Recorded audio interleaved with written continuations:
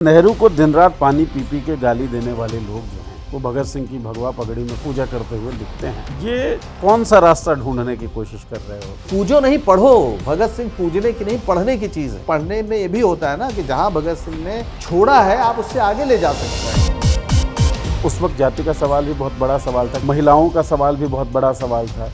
तो क्या भगत उन सवालों पर मौन थे? अरे नहीं, भगत सिंह बहुत मुखर थे और उनका जो अछूत प्रश्न पे जो उनका लेख है वो भी कीर्ति में छपा, वो अद्भुत है। 23 साल की उम्र में फांसी के फंदे पे चढ़ जाते हैं। 23 साल की उम्र में पूरा अंतर्राष्ट्रीय जो घटनाएं हैं, राजनीति जो है उसकी समझ वो डेवलप कर लेते हैं। ट्रिगर क्या था उस लड़के के लिए, कैसे आया? तो नेहरू को दिन रात पानी पी पी के गाली देने वाले लोग जो हैं वो भगत सिंह की भगवा पगड़ी में पूजा करते हैं या पूजा करते हुए दिखते हैं। ये कौन सा रास्ता ढूंढने की कोशिश कर रहे होते हैं? मैंने कहा ना, ये उस पगड़ी और उस तस्वीर के जरिए भगत सिंह के पूरी रचना, भगत सिंह का जो पूरा विचार है उस पर पर्दा डालना चाहते हैं, उसको दफना देना चाहते हैं। जो लोग भगत सिंह की पूजा करने की बात करते हैं उनसे कहिए कि भाई भगत सिंह को पढ़ तो लो, इनकलाब जिंदाबाद का मतलब तो समझो, साम्राज्यवाद के नाश का मतलब तो समझो। जब आदमी पूंजीवाद के खिलाफ संघर्ष की बात कर रहा है, और साम्राज्यवाद और कुछ नहीं, पूंजीवाद की चरम अवस्था है। आज हम देख रहे हैं दुनिया में क्यों अमेरिका बम बरसा रहा है ईरान पर, वो पूंजीवादी कारण ही तो है, पूंजीवाद ही तो है जो यहाँ तक पूरी दुनिया को ले गया है। तो भगत सिंह तो शुरू से इस बात को कह रहे थे और आप उनकी पूजा कर रहे हैं केवल। तो पूजो नहीं पढ़ो। भगत सिंह पूजने की नहीं, पढ़ने की चीज है। बल्कि कोई भी क्रांतिकारी, कोई भी महापुरुष आप पूजने लगते हैं, आप महदूद कर देते हैं। नहीं, पूजने से आप उसको भगवान बना देते हैं और फिर आप उसके बारे में ना कुछ जानते हैं ना आप उससे आगे बढ़ते हैं। पूजने पढ़ने में ये भी होता है ना कि जहां भगत सिंह ने छोड़ा है आप उससे आगे ले जा सकते हैं। क्योंकि भगत कोई चीज अंत तो किसी यात्रा की होती नहीं। भगत सिंह को भी बहुत कुछ मिला था, जैसे मैंने कहा ना, उसके पहले अनुशीलन समिति थी या और भी जो पुराने क्रांतिकारी थे वो सब थे। उस यात्रा में भगत सिंह शामिल हुए थे और फिर उसको लेकर वो एचआरए को एचएसआरए बनाया उन्होंने। तो भगत सिंह को पढ़ने के बाद आप उस यात्रा को आगे ले जा सकते हैं अगर सचमुच आप उनके प्रति सम्मान रखते हैं। और जब आप पूजेंगे, अगरबत्ती दिखाएंगे, तो आप भगत सिंह का भी नाश कर देंगे, आप कुछ नहीं कर सकते। हाँ, वही होता है ना कि श्रीमद् भगवद गीता आपने रख ली है, लेकिन आपको बस उस पर टीका वीका लगाना है, उसके सामने अगरबत्ती चला देनी है, उसको फोल्ड करके रख लेते हैं। फोल्ड करके उस पर बढ़िया एक कपड़ा लगा के रख दीजिए, आप पढ़िए नहीं। और ये हमारे देश की सबसे बड़ी समस्या है, जो अंधभक्ति जो हम कहते हैं लोगों की, उसका कारण यही कि आंख बंद कर लेना है, भक्ति करना है। अरे जानो तो कि जिसकी पूजा कर रहे हो उसके विचार क्या हैं, वो देश को दे क्या रहा है, दे क्या सकता है। अच्छा, जो लोग थोड़ा बहुत जानते भी हैं वो भी भगत सिंह को कि हाँ, भगत सिंह का लेफ्टिस्ट एक झुकाव था, और झुकाव क्या था, वो थे ही, अरे भाई बोल्शेविक थे, सीधे तौर पे। मैं नास्तिक क्यों हूँ वो लिख रहे हैं, तो वो नास्तिक थे। इतनी बात लोगों को समझ में आती है कि भगत ने की है। लेकिन क्या उस वक्त जाति का सवाल भी बहुत बड़ा सवाल था? क्योंकि पैरेलली उसी दौर में पानी पीने का संघर्ष डॉक्टर अम्बेडकर कर रहे थे। तो महाड़ में आंदोलन हुआ, महाड़ सत्याग्रह। महिलाओं का सवाल भी बहुत बड़ा सवाल था। तो क्या भगत उन सवालों पर मौन थे या भगत? अरे नहीं, भगत सिंह बहुत मुखर थे और उनका जो अछूत प्रश्न पे जो उनका लेख है वो भी कीर्ति में छपा, वो अद्भुत है। मतलब वो जो आह्वान किया है उन्होंने इस देश में, उस समय अछूत ही कहा जाता था, तो वही शब्द उन्होंने इस्तेमाल किया है। उन्होंने कहा कि तुम असली सर्वहारा हो, तुमने ही ये देश बनाया है, तुम जो करते हो उससे ही देश चल रहा है, तुम्हें पूरा अधिकार है संगठित होने का और अपने अधिकारों के लिए संघर्ष करने का। वो लेख सबको पढ़ना चाहिए, बहुत ही रेडिकल ढंग से। जो लोग कहते हैं ना कि अछूतों का नेतृत्व केवल अछूत करे तभी बात है, ठीक है, उसका महत्व है, लेकिन इतना रेडिकल आह्वान तो उस जमाने में किसी शायद अछूत व्यक्ति ने भी नहीं किया होगा जो उस समाज से आते हैं। डॉक्टर अम्बेडकर एक अलग है, उनका पूरा सम्मान है, मैं ये नहीं कह रहा हूँ नहीं किया, लेकिन ये तो पूरी तरीके से उनको एक संगठित करके एक बड़े संघर्ष में, पूंजीवाद के विरुद्ध संघर्ष में ले जाने का सीधा आह्वान उनका करते हैं। हालांकि अगर डॉक्टर अम्बेडकर की भी उस बात को आज नहीं कही जाती, डॉक्टर अम्बेडकर भी राजकीय समाजवाद की बात करते थे, तो इस लिहाज से देखा जाए तो इन दोनों महापुरुषों का एक जगह जाके सम्मेलन भी होता है।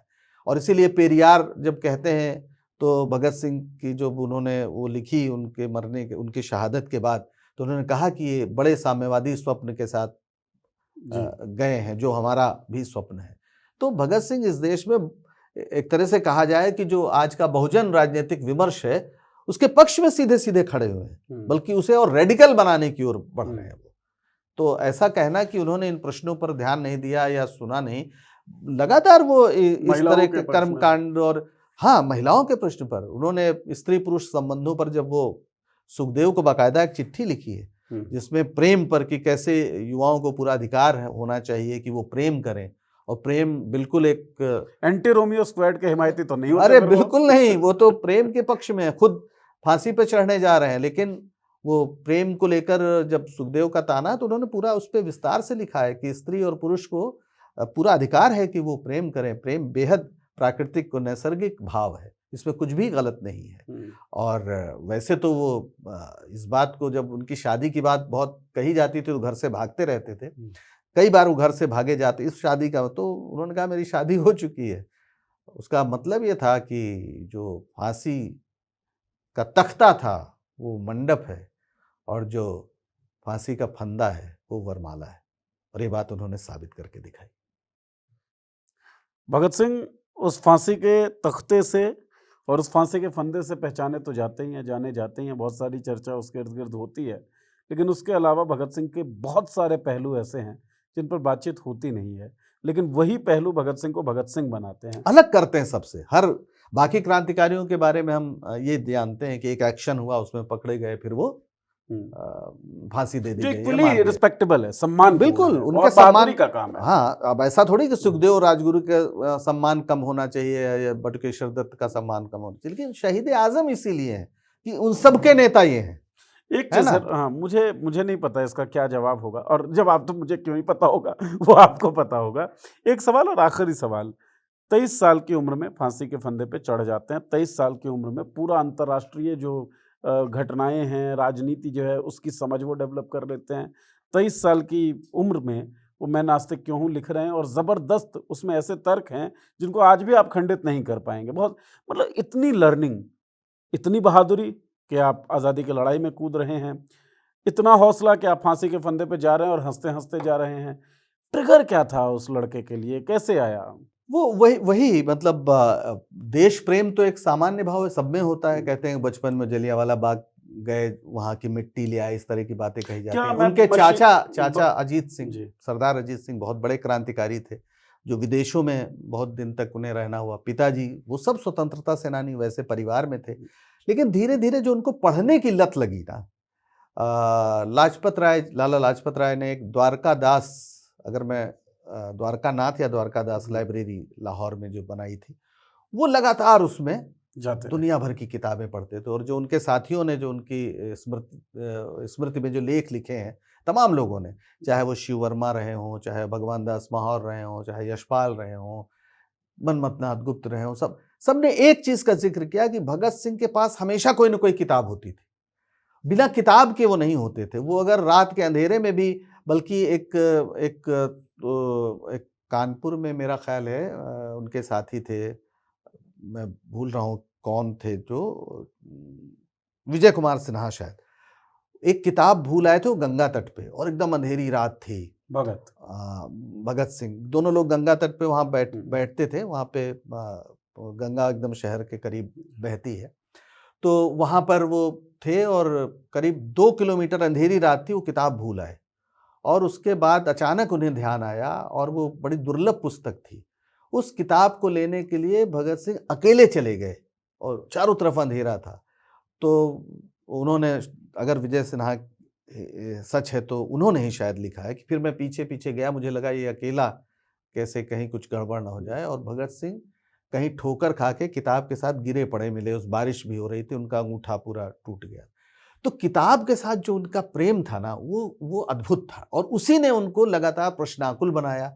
जैसे जब मैं नास्तिक क्यों हूं में डार्विन थ्योरी की बात करते हैं, तो उस जमाने में डार्विन थ्योरी को लेकर इतनी ज्यादा समझ नहीं थी, लेकिन वो जानते थे, वो पढ़ रहे थे, वो दुनिया के जितने क्रांतिकारी थे उनके बारे में पढ़ रहे थे, और अपने दल के लोगों को पढ़ा रहे थे। तो ये एक विशिष्ट बात थी कि वो अब सवालों से लगातार टकरा रहे थे। और जो भी साहित्य उपलब्ध होता था, और ख़ासतौर पर क्रांतिकारियों का साहित्य जो उपलब्ध होता था, उसके पहले जो गदर पार्टी का आंदोलन था, करतार सिंह सराभा उनके हीरो हुआ करते थे, उनके बारे में जिस तरह से वो जिक्र करते थे, तो भगत सिंह का बोलना, भगत सिंह की बातें पूरे दल को एकदम चमत्कृत करती थी। वैसे वो गाते भी बहुत अच्छा था और खूब गाना सुनते भी थे और गाते भी थे खूब। मतलब फिल्म मौका लगते ही फिल्म भी दिखाते थे। मतलब इस तरह की अगर आप उनके दोस्तों को पढ़िए जो उनके बारे में उन्होंने फर्स्ट हैंड लिखा है, तो आपको लगेगा क्या जिंदा दिल आदमी था। जहां जाता था कपड़े बहुत ही खराब स्थिति में रहते थे, सब कुछ रहता था, लेकिन किताबें हमेशा, चाहे किसी लाइब्रेरी से, चाहे जहां से, यहाँ तक कि जब जेल में भी रहे तो लगातार किताबें उन्हें मिले। आंदोलन की एक मांग जो अनशन हुआ उसकी एक मांग ये भी थी। तो भगत सिंह को भगत सिंह उनकी इस प्रश्नाकुलता ने बनाया है। और जिस समाज में प्रश्नाकुलता खत्म हो जाती है या प्रश्न करने की आज़ादी नहीं होती है, वो फिर ठहर जाता है, वो फिर पतित हो जाता है। मैं तो ये भी है ना कि प्रश्नाकुलता अगर आपके मन में होगी और प्रश्न करने की आज़ादी खत्म होगी तो आप उस प्रोसेस के खिलाफ खड़े होंगे। बिल्कुल। और आज आज़ादी हासिल करेंगे। आज समस्या यही है कि हमारे देश में प्रश्न करने की आज़ादी नहीं है या उस पर चोट की जा रही। जो लोग प्रश्न करते हैं उन्हें देशद्रोही बताया जा रहा है। तो जिस भी समाज में ऐसा दौर आता है और कोई भी इस तरह की जो क्रूर सत्ताएं होती हैं, वो प्रश्न बर्दाश्त नहीं करती और ये कभी भी मतलब से परे होता है। वो धार्मिक लिहाज से भी संशयात्मा विनश्यति, वो कहा जाता है ना कि सवाल करोगे तो विनाश हो जाएगा। तो ये जो बात है कि जो कहा जा रहा है उसको मान लो, चुपचाप मान लो, आंख झुकाकर, सर झुकाकर मान लो। तो ऐसे ही देश फिर ज्ञान विज्ञान में प्रगति नहीं कर पाते। और संयोग नहीं है कि हमारे देश में जब जब ये बात हुई है हम पीछे गए, और आज भी आप देखें तो विज्ञान या आविष्कारों के क्षेत्र में हम कितने पीछे हैं। हम कुछ भी दावा नहीं कर सकते। हम ये कहें हमारे पास पुष्पक विमान था, फला विमान था, ये था, लेकिन आज हकीकत ये है कि हम एक तेजस भी दशकों में नहीं बना पा रहे हैं, है ना। और भगत सिंह ने तो कुलबीर सिंह जो उनके भाई थे उनको जो चिट्ठी लिखी है, अंत में अंतिम चिट्ठी है, उसमें उन्होंने लिखा है कि हवा में रहेगी मेरे ख्याल की बिजली, हवा में रहेगी मेरे ख्याल की बिजली, ये मुश्ते खाक है फानी, रहे रहे न रहे। क्या बात है।